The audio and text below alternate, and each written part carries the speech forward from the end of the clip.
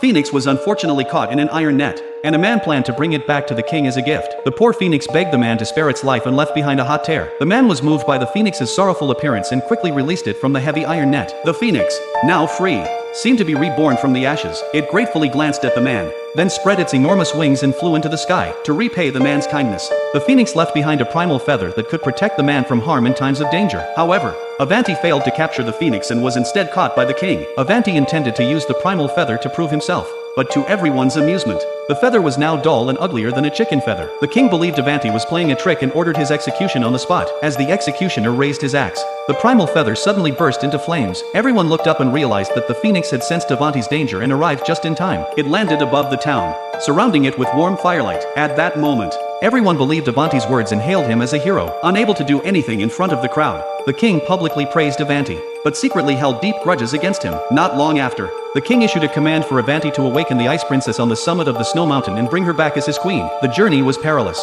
and the king believed Avanti would surely die on the way. Little did he know, Avanti had a magical young horse as his ally. They quickly reached the summit of the snow mountain, only to be blocked by a frozen gate. In despair, the primal feather once again ignited and flew straight into the ice gate. In the blink of an eye, the thick ice gate turned into water, causing the young horse to be swept away and frozen as an ice sculpture on the cliff. Avanti cautiously entered the ice palace and finally met the legendary ice princess. The primal feather awakened her from her slumber. However, when the ice princess learned that she was supposed to marry an old man, she immediately expressed her unwillingness and would rather die than go back with Avanti. She then pulled Avanti and jumped from the cliff that was thousands of feet high. Fortunately, the young horse flapped its wings and arrived just in time to save them. Avanti successfully brought the princess back to the royal palace, but she refused to marry the king, claiming that she lacked the ocean heart ring passed down from her grandmother. As soon as the king learned that the ring had been swallowed by a giant whale, he immediately summoned Avanti. Clearly, the task of retrieving the ring fell on Avanti's shoulders. The scene shifted, and Avanti rode the young horse, soaring over the boundless sea. Unexpectedly, they were accidentally knocked down by a flock of seagulls. When the young horse pulled Avanti up again,